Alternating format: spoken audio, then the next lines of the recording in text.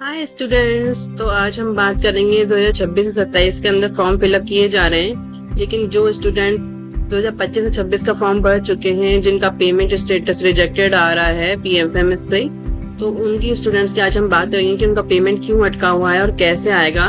सबसे पहले उनका जो स्टेटस है मोस्टली वो ये दिखा रहा है कि उनका आधार कार्ड जो है वो लिंक नहीं है, वो सीडिंग नहीं आया, इनएक्टिव दिखा रहा है। तो आज हम उनकी ही बात करेंगे।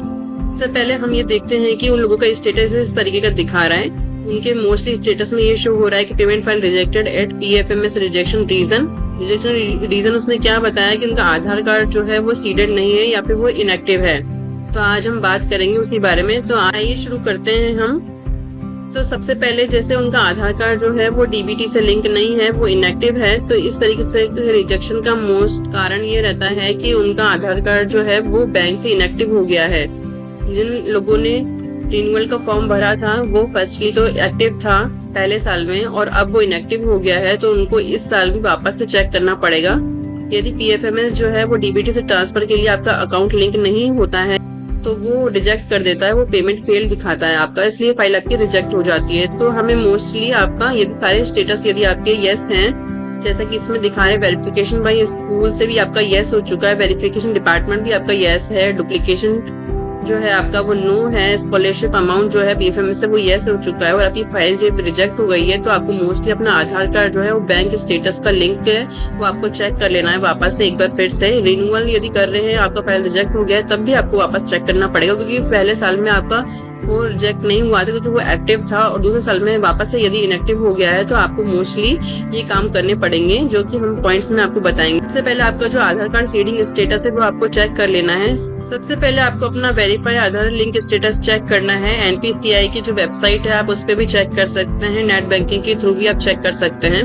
आपको वहाँ पे ऑफिशियली वेबसाइट पे जाके आपको चेक कर सकते हैं। कंज्यूमर टैब पे आप यदि जाएंगे तो आपको भारत आधार सीडिंग इनेबल स्टेटस आपको वहाँ पे दिखेगा, एक लिंक दिखेगा आपको, वहाँ पे आप क्लिक करके अपना आधार कार्ड नंबर और डिटेल्स डाल के आप सबमिट रिक्वेस्ट करके आप चेक कर सकते हैं। और ये अनअवेलेबल आ रहा है तो उसके बाद में आप बैंक ब्रांच में जाएंगे, ऑफलाइन ब्रांच जो आपकी नियरेस्ट बैंक ब्रांच है वहाँ पे आप यदि जाएंगे तो वहाँ पे आप एक रिक्वेस्ट करेंगे आधार कंसेंट फॉर्म के लिए।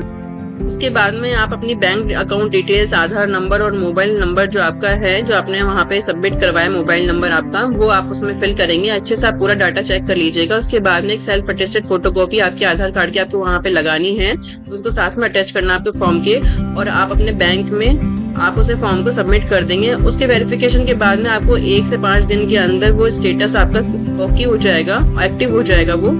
और उसके बाद में आपका यदि फिर भी नहीं हो पाता है तो हम सेकंड ऑप्शन जो आपका होता है वो हम चेक करेंगे। आप अपने नियरेस्ट बैंक ब्रांच में आपका आधार रिक्वेस्ट सीडिंग के लिए हम एक फॉर्म फिलअप करेंगे। उसके लिए आप बैंक ब्रांच में जाएंगे और अपना आधार सीडिंग और या डीबीटी मैंडेट फॉर्म जो आपका रहता है वो आप रिक्वेस्ट करेंगे। उसके बाद में मैंडेट फॉर्म जो आपका होता है वो आपको बिल्कुल करेक्टली आपको फिल करना है, वो अच्छे से कोई भी डिटेल्स उसकी मिस्टेक नहीं होनी चाहिए। उसके बाद में आप डीबीटी ट्रांसफर के लिए उनको आप बोलेंगे कि आपको डीबीटी ट्रांसफर करवाना है, उसको आप इनेबल करवाएंगे।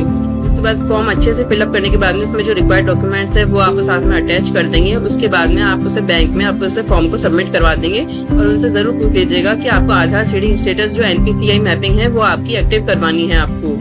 के बाद में स्टेप 3 जो है वो भी आपको बिल्कुल ध्यान में रखना है। आपका जो बैंक अकाउंट है जो आपके स्कॉलरशिप के अकाउंट से लिंक है, जिसमें आपका पैसा आने वाला है, वो आपका बिल्कुल एक्टिव होना चाहिए। यदि इसमें कोई भी ट्रांजैक्शन है यदि इनएक्टिव में है तो आपका जो बैंक अकाउंट है वो इनएक्टिव हो जाएगा। आपको उसमें कम्प्लीटली आपके जो डॉक्यूमेंट्स है केवाईसी के लिए वो अपडेट करवाने हैं। आपको मिनिमम बैलेंस जो है अपने बैंक अकाउंट का वो भी मेंटेन में रखना है। आपका अकाउंट बिल्कुल भी किसी भी एंगल से इनएक्टिव नहीं होना चाहिए, वो एक्टिव रखना है आपको। अब मैंने जो ये 2-3 पॉइंट्स बताए हैं वो आपको बिल्कुल ध्यान में रखने हैं। उसके बाद में ही आपका जो अकाउंट है वो एक्टिव हो जाएगा, आधार कार्ड सीडिंग हो जाएगा। आपको वेट करना पड़ेगा फॉर्म फिलअप सबमिट करवाने के बाद में, एक्टिव होने के बाद में वो आपका पैसा उसमें आ जाएगा। और उसके बाद में भी आपको प्रॉब्लम होती है तो आप मुझे कमेंट में बता सकते हैं। और मोस्टली आपको ध्यान में रखना है कि यदि आप ये सब करवा लेते हैं तो आपको एक ईमेल सबमिट करना है अपनी मिनिस्ट्री को, क्योंकि जैसा कि इसके अंदर दिखाया गया है आपका जो अकाउंट है वो मिनिस्ट्री के थ्रू कुछ पेंडिंग में दिखा रहा है, क्योंकि आपका एक्टिव नहीं है, वो इनएक्टिव हो गया है। तो आपको सारा फॉर्म सबमिट करने के बाद में आपको एक मेल लिखना पड़ेगा जो कि आपके मिनिस्ट्री के थ्रू जाएगा। वो आपको सीसी में मिनिस्ट्री को रखना है और आपका जो PFMS है उसको आपको 2 में रखना है। आप एक मेल लिखेंगे, अपनी डिटेल्स आपने सबमिट कर दी, इस तरीके से आपको मेल लिखना है ताकि मिनिस्ट्री के थ्रू आपके पास में वो रिजेक्शन ना हो दोबारा से। और जब वो PFMS वापस से रिट्राई करेगा पेमेंट के लिए तो आपका पेमेंट आपके अकाउंट में आ जाएगा डेफिनेटली।